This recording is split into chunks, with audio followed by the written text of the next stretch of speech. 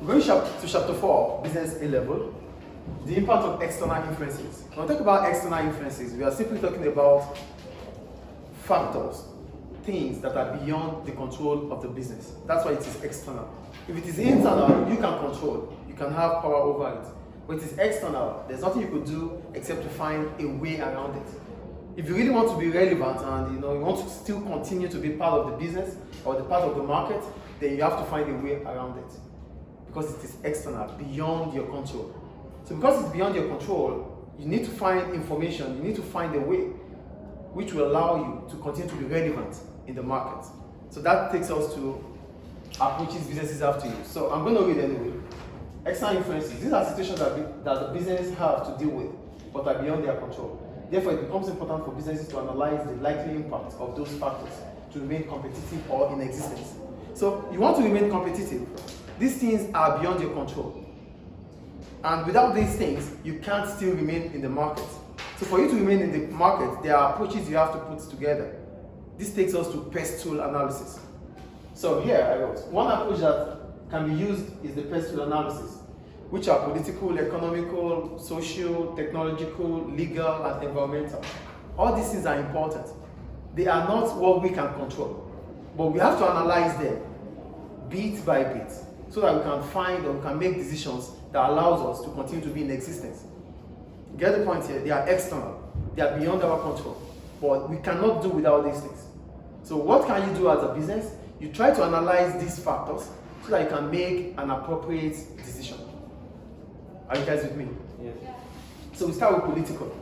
What is politics? Politics is what, when, and how.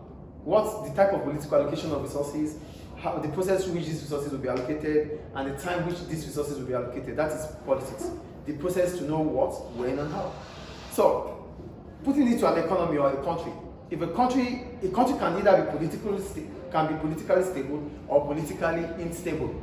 So a country that is politically stable, it is good for businesses, yes or no? Yeah. It is politically stable, it means things are fine within that country because politics decide what happens in the economy. Hello? Stop that and listen please. Politics decide how the economy is being run. That's why we have elections. With politics, there's going to be election, then the country will be ruled. But if there's a country without political party, there's no politicians, there's no election, then that country will be considered as unstable. An unstable country is not good for business.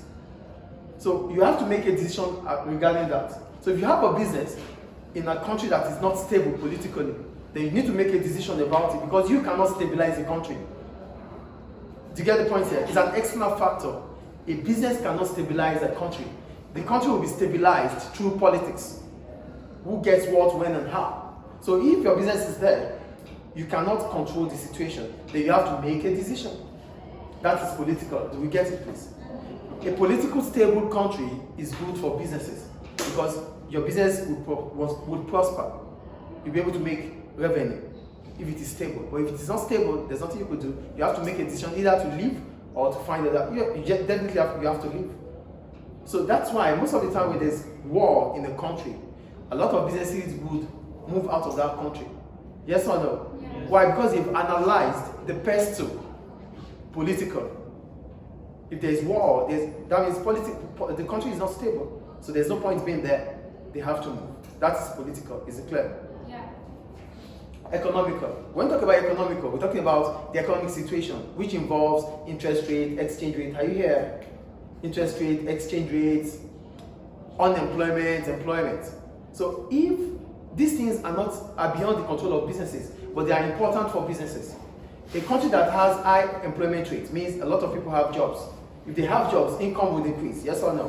Yes. So if income increases, businesses will be able to sell or produce in such country because the level of income in that country is increasing.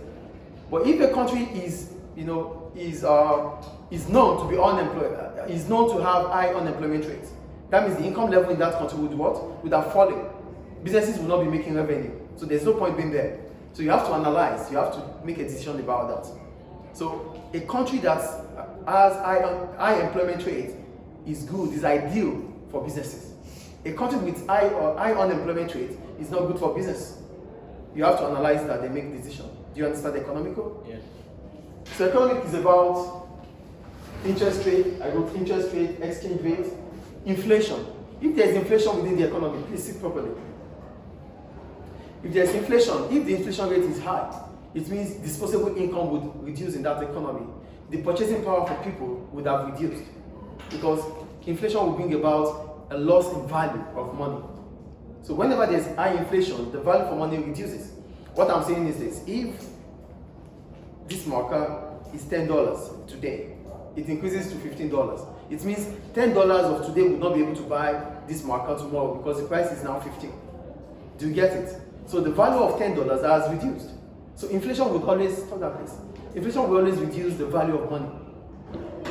So businesses have to make decisions about that because when there's inflation, consumer income or consumer disposable income would have fallen. The purchasing power for consumers would reduce. People would not have the ability to buy more. So businesses should put that in mind. They cannot control it. It's beyond their control. They only have to find a way around it. Do you understand economic here? So for economic, we're talking about interest rates, exchange rates, inflation, unemployment, employment. All these things will affect businesses. So it is for business to decide, to make analysis about them, in as much as it wants to continue to be in existence. Do you understand economic here? Do you understand this? Yes. The third one.